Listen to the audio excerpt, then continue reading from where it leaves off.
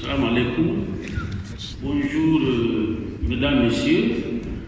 L'honneur me choisit aujourd'hui d'échanger avec vous sur le thème éthique et déontologie de l'agent public. Alors, cette présentation est faite en 47 diapos. Alors, chaque diapo, en tout cas, véhiculant des idées souvent fondamentales, il est bon que nous puissions en tout cas les parcourir, les expliquer autant que ce peut, et après donc nous allons pouvoir donc échanger. Donc ça c'est pour la présentation, M. Soumel l'avait déjà fait.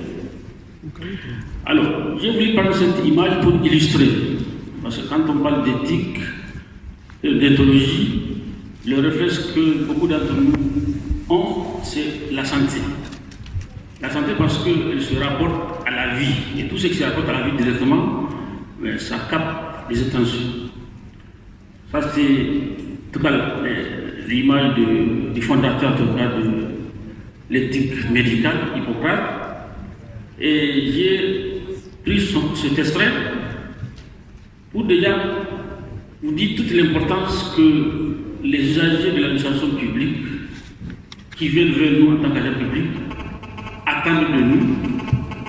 Donc du point de vue donc, la santé déjà, chacun d'entre nous a été une fois malade et on a pu vérifier en tout cas ces informations-là, vérifier l'utilité du malade, donc ça c'est pour le médecin, l'agent de santé, ne donner ni poison ni abortif.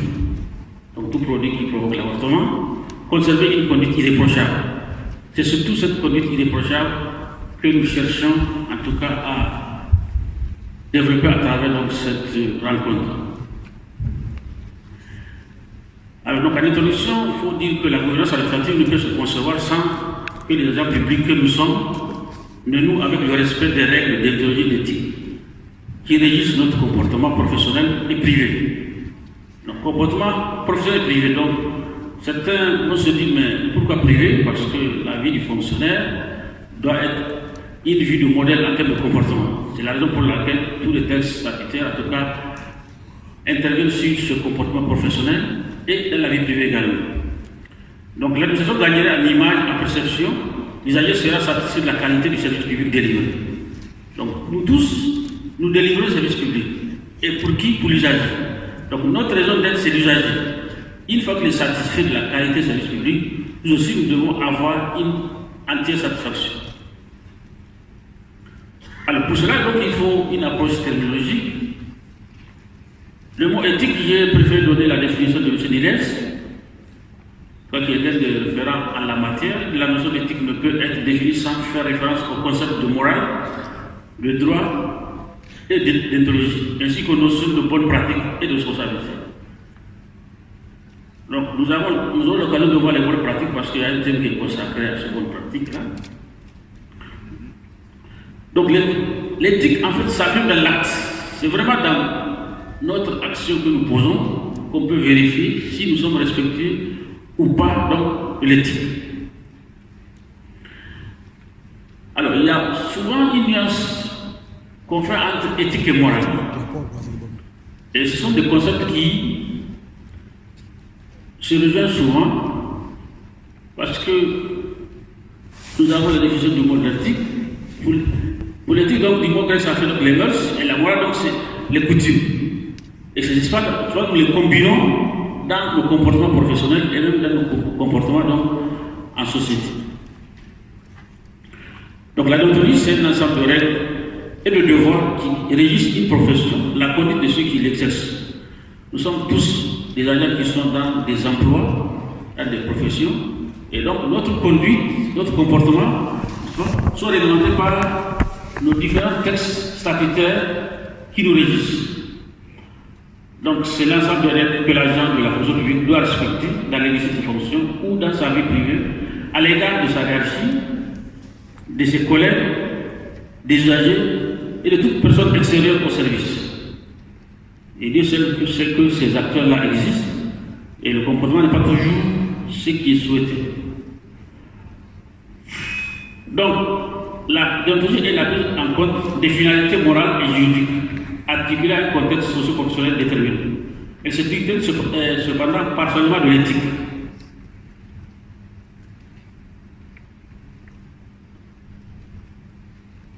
Excusez-moi. Donc les sources de l'éthique et de la morale, nous avons donc ici des agents publics qui sont régis par des dispositifs sanitaires réglementaires divers. Donc, pour ce qui concerne les agents publics fonctionnaires, ils sont régis par le statut général de la fonction publique, donc la loi 2007-26 du 23 juillet 2007 portant statut général de la fonction publique de l'État et son décret d'application. Vous avez également les dispositifs sanitaires réglementaires applicables aux personnes à statut autonome ou spécifique, notamment donc les magistrats, les personnels des forces de défense et de sécurité, c'est-à-dire donc les militaires, la gendarmerie, la garde, la police, la douane, les eaux et forêts. Donc les agents chercheurs, les enseignants technologues des universités et instituts publics, les enseignants de l'ENA, les personnels de l'administration parlementaire, les chercheurs de l'INRA, les personnels du cadre des services judiciaires, les personnels de l'administration pénitentiaire, le personnel auxiliaire de l'administration, les personnels administratifs et techniques des EPA et des EPI. Voilà, de façon en tout cas, les personnes qui ont un statut autonome. Mais chacun des statuts autonomes a prévu les comportements et les normes de déontologie et d'éthique à observer par les agents auxquels ils s'appliquent. Donc, j'ai pris quelques références de loi, donc la loi 2007 pour les magistrats, la loi 2016-27 pour les eaux et forêts, la loi 2013-61 pour les textes modificatifs pour la douane, la loi 2014-61 pour le personnel donc, du cadre de services judiciaires, le décret 214-491 du 22 juillet 2014 portant statut des auxiliaires de l'administration publique. Donc cette catégorie de personnel également est importante et doit également être dans le respect de l'éthique et de l'éthologie. Maintenant, les principes, ces principes sont basés sur des principes que sont le principe de l'égalité, consistant au respect des lois et règlements en toutes circonstances, notamment les décisions administratives, doivent être conformes au texte en vigueur. Donc tout ce que nous posons comme acte, nous devons le faire conformément donc à la légalité. Le principe de respect de l'intérêt public, parce que nous sommes agents publics, donc nous sommes pour l'intérêt général, et ce respect-là, donc l'intérêt public s'impose à nous. Enfin, le principe de service public qui exige un traitement égal à tous. Donc tous les agents doivent être traités avec équité, et c'est ce que la loi nous impose.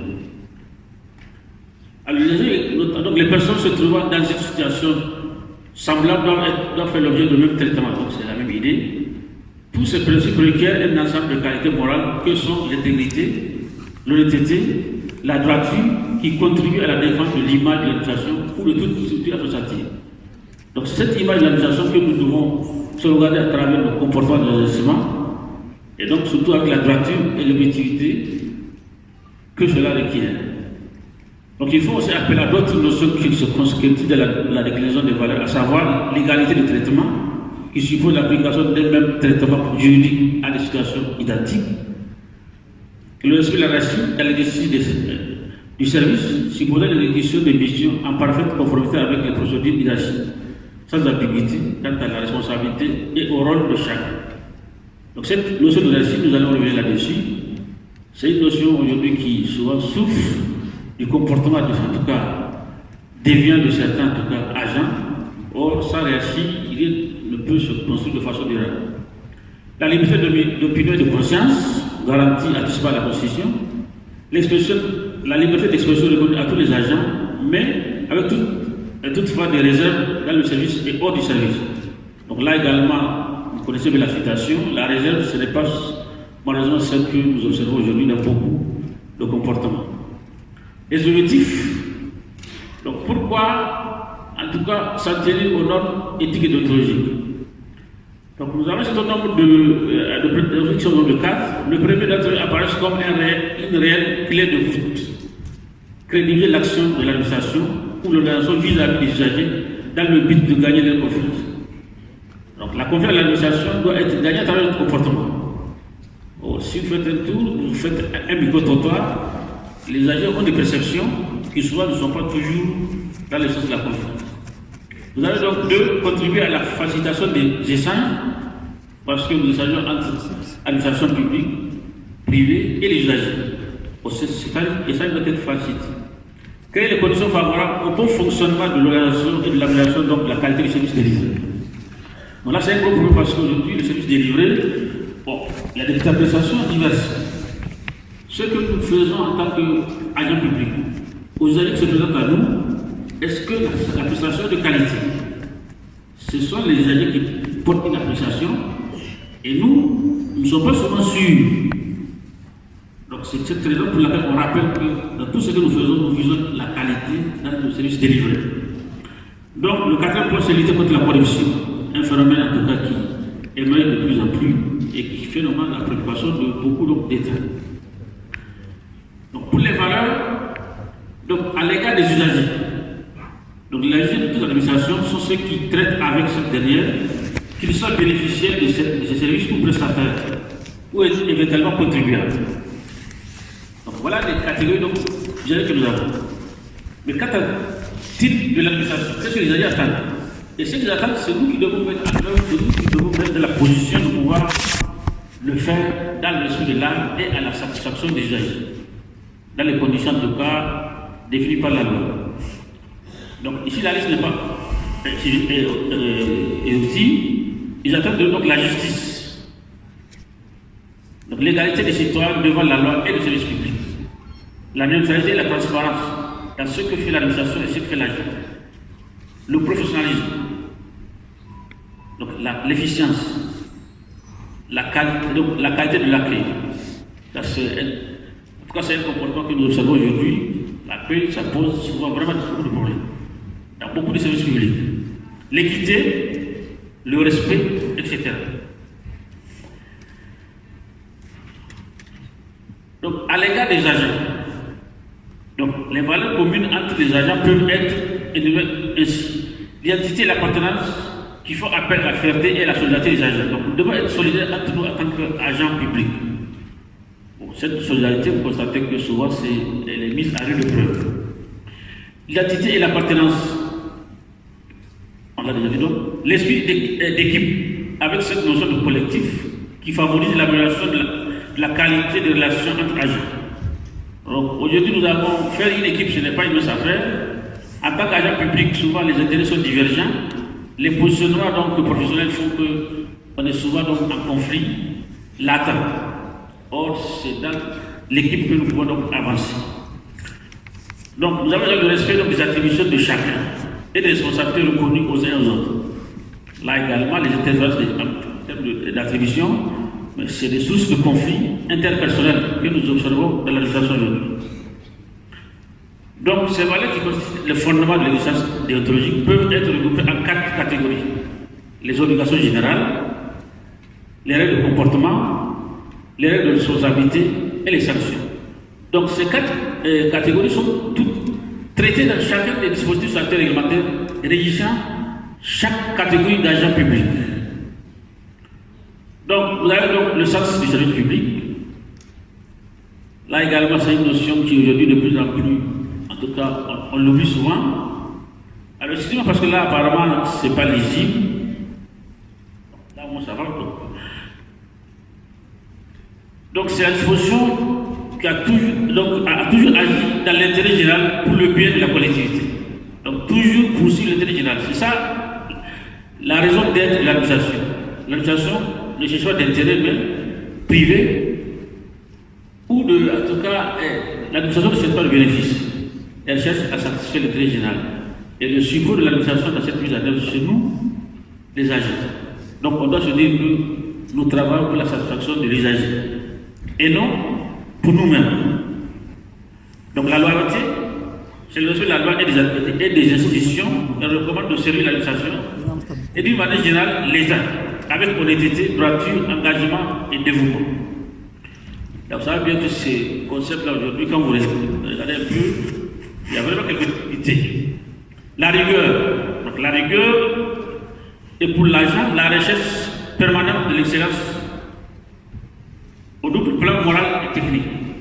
Donc tout ce que nous devons faire à la perfection pour que il n'est que pour satisfaire l'usager.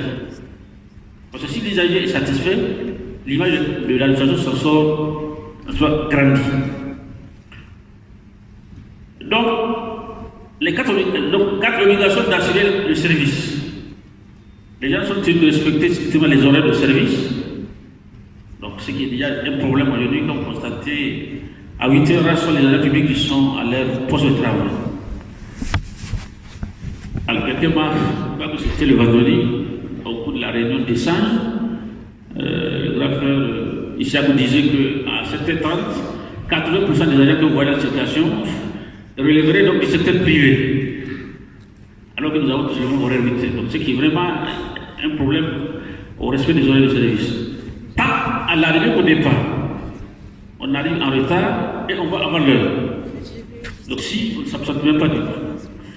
Nous avons également consacré l'intégralité de leur activité professionnelle à l'exercice de leur emploi, d'accomplir par eux-mêmes les tâches qui les sont confiées. Donc, cette activité, l'intensité du temps, ça pose également énormément de problèmes. C'est vrai que la loi a prévu des dérogations, mais l'intégration du temps, on se rend compte que souvent, on est dans une situation de vol de temps de l'employeur qui est l'État. On prend 38 heures dans le temps de l'État pour se consacrer à autre chose, qui n'a aucun rapport avec l'activité ou l'emploi pour lequel on a été donc recruté. Il doit donc s'impliquer dans l'accomplissement de leurs tâches et garantir le service de manière professionnelle en toute efficacité et ponctualité. Donc, tant qu'on n'est pas ponctuel au service, on ne peut pas rendre, en tout cas, le service aux usagers qui sont déjà là à la première heure et qui attendent.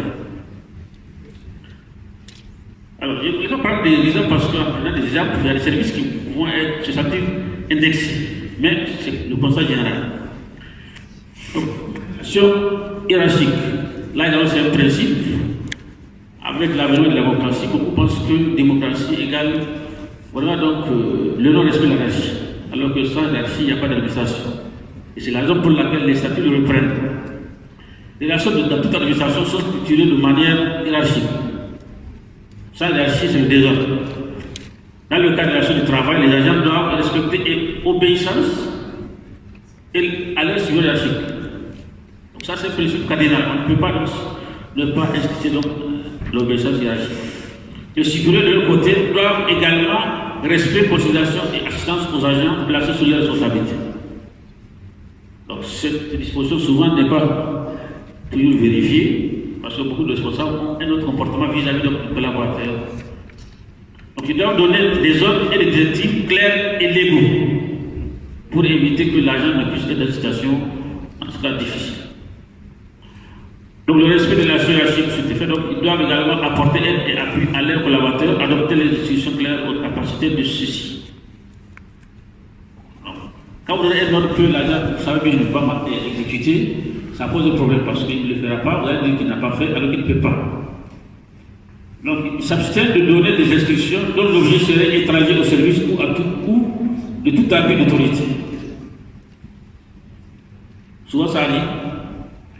Les obligations de servir en toute impartialité et neutralité. Donc, dans ce contexte, c'est extrêmement difficile l'impartialité et la neutralité, parce qu'en tant qu'agent public, nous sommes souvent des acteurs, des animateurs des partis politiques. Et dans ça, donc, le respect de la neutralité et de l'impartialité devient extrêmement difficile. Il faut vraiment un gros effort pour faire l'équilibre. Dans le cadre de leur exercice, les agents doivent traiter les usagers en toute impartialité et se garder à leur égard de toute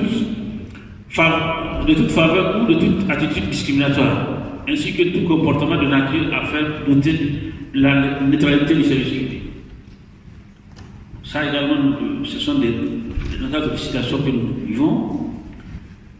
Donc, neutralité et impartialité envers les usagers, c'est très contraire de fonctionnaires de manière égale aux usagers du service public et ne favoriser aucun d'entre eux, conformément au principe de l'égalité de tous les citoyens devant la loi. Ils doivent traiter tous les usagers de manière égale, sans tenir compte des liens politiques, religieux ou autres.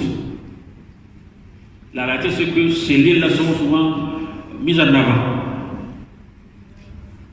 Une fois que quelqu'un me dit si vous voulez l'administration, vous fichez toujours à voir s'il n'y a pas un ami, un parent. Comme ça, c'est le point de chute pour qu'il puisse vous orienter. Alors que ça, ce n'est pas du tout un bon comportement. Donc, l'action professionnelle entre membres du personnel repose notamment sur le respect mutuel. Donc, ça, entre nous, agents publics, on doit avoir un respect mutuel. Et ce respect mutuel permet au moins d'aller dans un minimum de sûr. Donc, l'obligation de probité, c'est le concept qui aujourd'hui pose énormément de problèmes. L'agent doit s'interdire de tout comportement indépendant, c'est-à-dire connaître, contraire à la morale sociale, qui doit rythmer son comportement professionnel. Ils doivent exercer leur fonction dans le strict respect de la probité et du dévouement nécessaire à l'accomplissement de leur mission. Donc déjà, la probité, c'est extrêmement difficile dans ce temps-là parce qu'il y a beaucoup de situations qui nous font dire que nous devons en tout cas travailler notre probité. Et le dévouement également. La condition, nous avons regardé la condition parce que c'est un terme de revient. La condition se définit comme l'extension d'un avantage ou d'une promesse d'avantage sous quelque forme que ce soit, sollicité ou accepté par l'agent lui-même ou par autrui, pour faciliter, accomplir ou omettre d'accomplir un acte entrant directement ou indirectement dans le cadre de ses fonctions. Ce sont des comportements que nous pouvons observer. La conclusion, donc là également, c'est un type de comportement qui consiste à ce que le fonctionnaire exige comme un droit prétendu légal le cadeau ou l'avantage qu'il reçoit. On dit que prétendu, donc, c'est que ce n'est pas légal. Le trafic d'influence, là également, c'est une pratique qui émerge aujourd'hui, consiste pour un agent de solliciter un avantage quelconque pour user de son influence réelle ou supposée en vue de faire obtenir d'une autorité une décision favorable. Donc une autorité d'un agent public. L'obligation de probité consiste donc pour les agents à avoir un comportement honnête en tout point exemple de compromission, à n'accepter aucun cadeau ou service, à informer les responsables d'agir immédiatement des tentatives éventuelles de corruption comme des offres de cadeaux ou des avantages. Donc vous voyez bien que ça c'est extrêmement difficile. À la limite, si l'agent ne le provoque pas, il ne dira jamais comment il a été victime d'une tentative.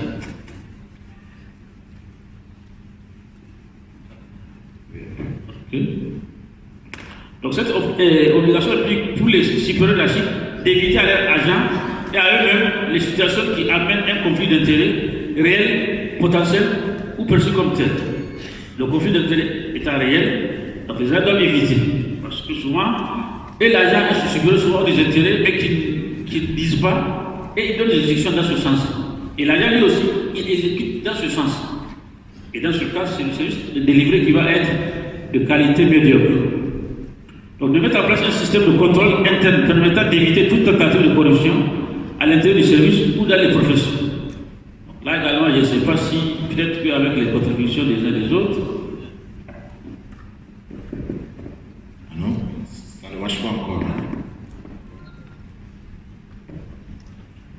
Celui-là ne marche pas.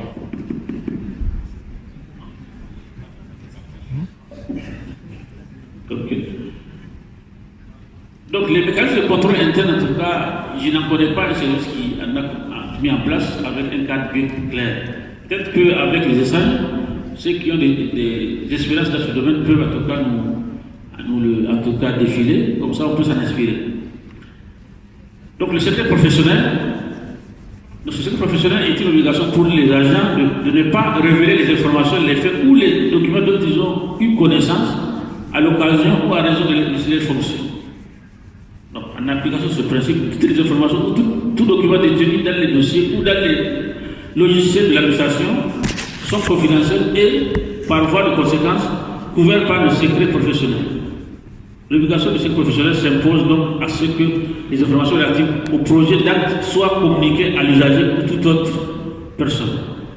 Malheureusement, souvent, on assiste dans des projets d'actes qui ne sont pas signés, mais qu'on voit circuler souvent, soit divisés à facsimilés ou alors sur les réseaux sociaux.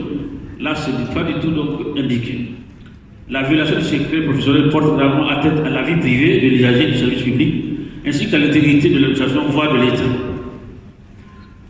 pour le secret professionnel, donc suite, l'agent ne doit accéder à l'information détenue par le service public que si son travail le nécessite spécifiquement.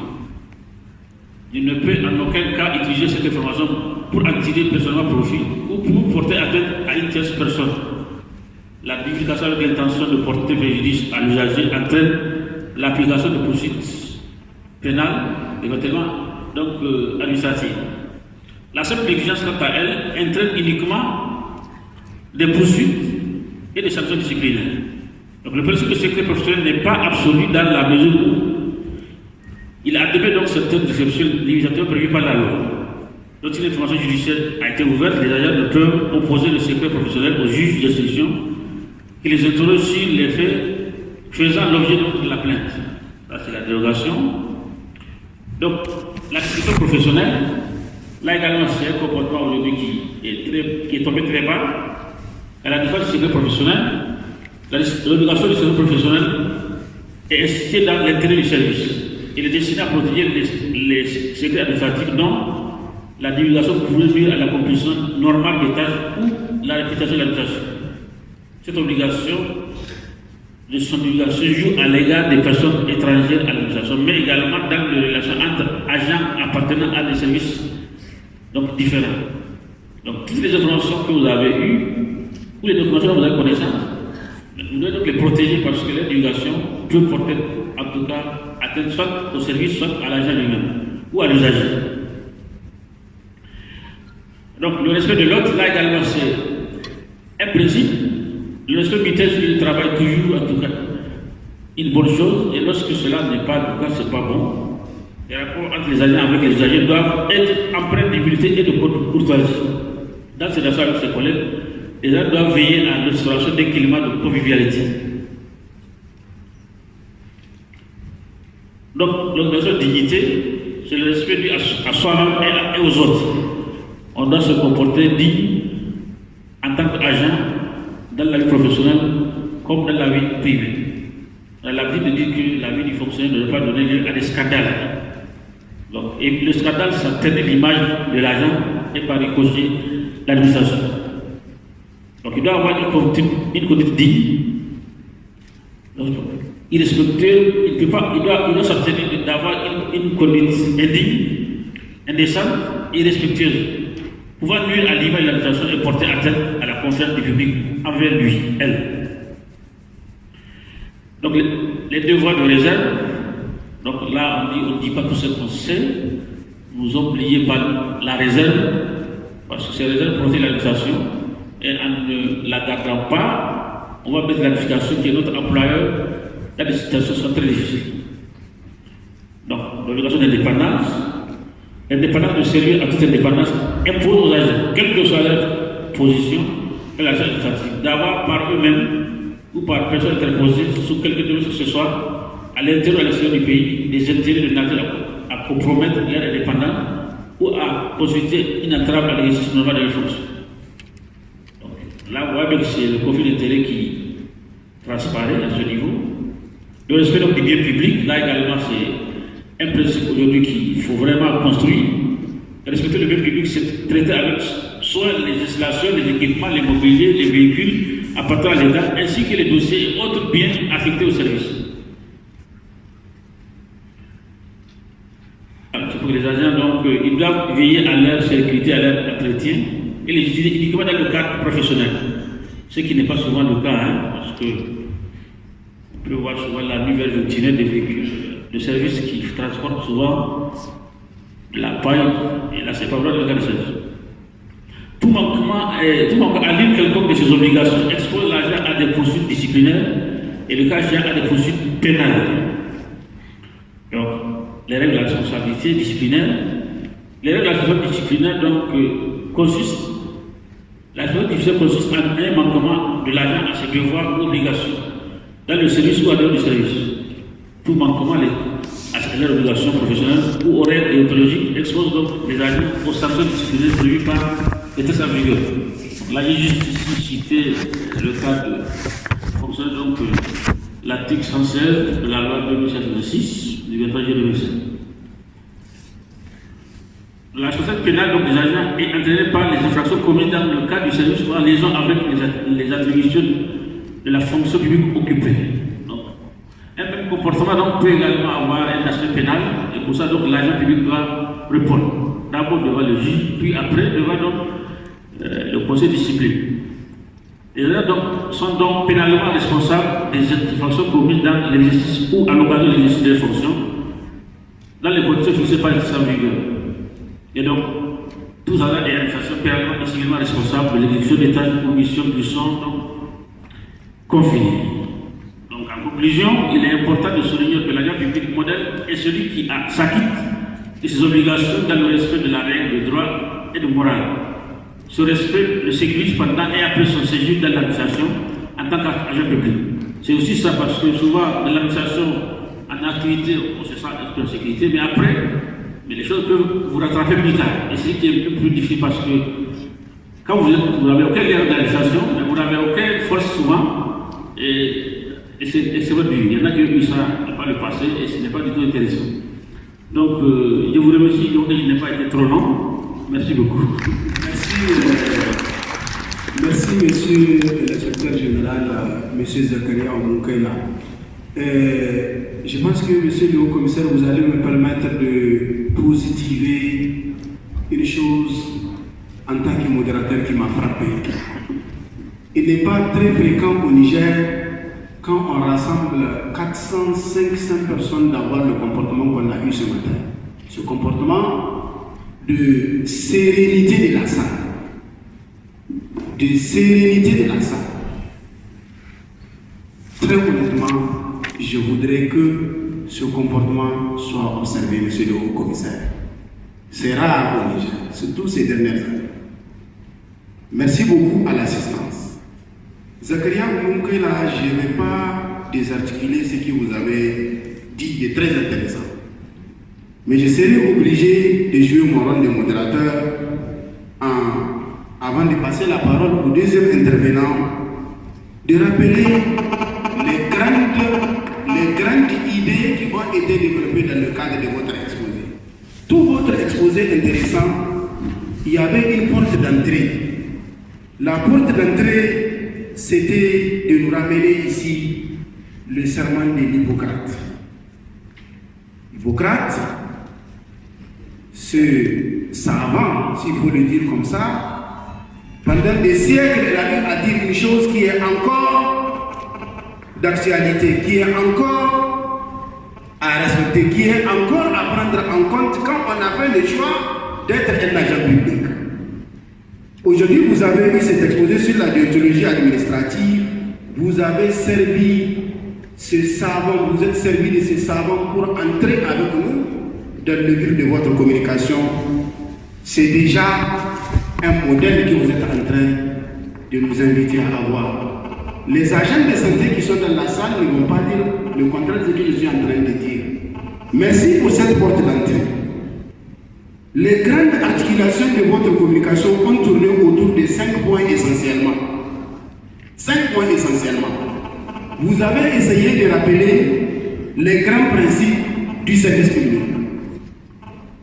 Ces principes tournent autour de la légalité, de l'intérêt général, de l'efficience, de l'efficacité du service public et de bien d'autres. Immédiatement après cette partie relative aux principes, vous êtes attaqué aux objectifs. Naturellement, aussi objectif de cette rencontre. Et j'ai retenu 3 grands objectifs. Ce genre de communication, cette communication sur la déontologie, a le mérite au moins de contribuer à la crédibilisation de l'action administrative, ce qui est un très bon objectif.